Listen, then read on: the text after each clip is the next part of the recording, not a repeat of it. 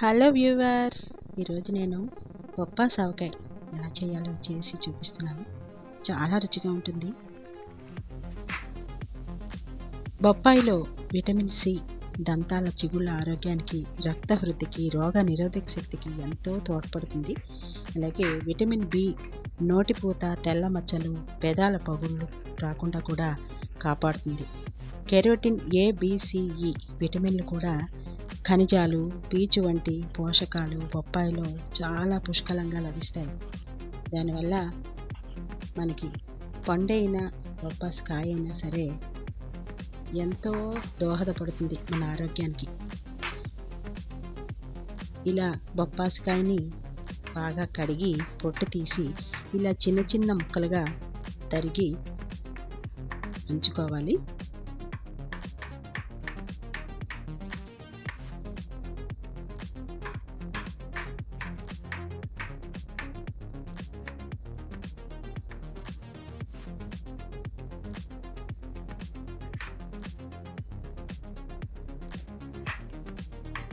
చిన్న చిన్న ముక్కలు తరిగితే వేగంగా ఊరి తినడానికి చాలా బాగుంటాయి. నోటికి తగులుతూ చాలా రుచిగా ఉంటాయి. ఆవపిండి కారంతో బాగా ఊరి ఎంతో రుచిగా ఉంటాయి. ఆ బొప్పాయికాయ ముక్కలకి 1/2 కేజీ చొప్పుని ఆ గ్లాసు కొలత తీసుకున్నాను నేను. ఆ గ్లాసు వెలితిగా ఆవపొడి, గ్లాసు నిండా కారం, అలాగే గ్లాసు సగానికి మాత్రమే సాల్టు, కొద్దిగా పసుపు, ఆ చిన్న స్పూన్ ఇంగువ, అదే గ్లాసు నిండా ఆయిల్. ఇంకా మనం పూర్తిగా కలిపిన తర్వాత కొద్దిగా ఆయిల్ వేసుకోవచ్చు.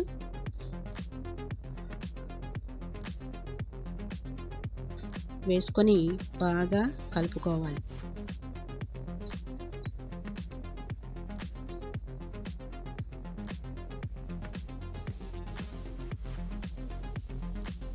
ఈ ఆవకాయలో పులుపు ఉండదు కాబట్టి చాలామంది నిమ్మప్పుతో కలుపుతూ ఉంటారు. నిమ్మప్పు అంత ఆరోగ్యానికి మంచిది కాదు కదా. అందుకని నేను నిమ్మకాయని మాత్రమే వాడాను. దీనికి సరిపడా 3 నిమ్మకాయలు పెద్దవి తీసుకొని రసం తీసి, అందులో పిక్కలన్నీ కూడా తీసి ఆ రసాన్ని నేను ఆఖరిని కలిపి వేసుకున్నాను. ఇలా 3 నిమ్మకాయలు పెద్దవి బాగా పండినవి తీసుకోవాలి. రసంలో ఉండే పిక్కలన్నీ కూడా తీసుకొని బాగా లాస్ట్ని కలుపుకున్నాను. కొంతమంది అయితే చింతపండు రసాన్ని ఉడికించి కలుపుతున్నారు, కానీ అది కూడా అంత పెద్ద శ్రేయస్కరం కాదు. నిమ్మకాయ కలిపితే దానంత రుచి, టేస్టు మరొకటి ఉండదు. దానివల్ల ఇలా కలుపుకుంటే చాలా బాగుంటుంది.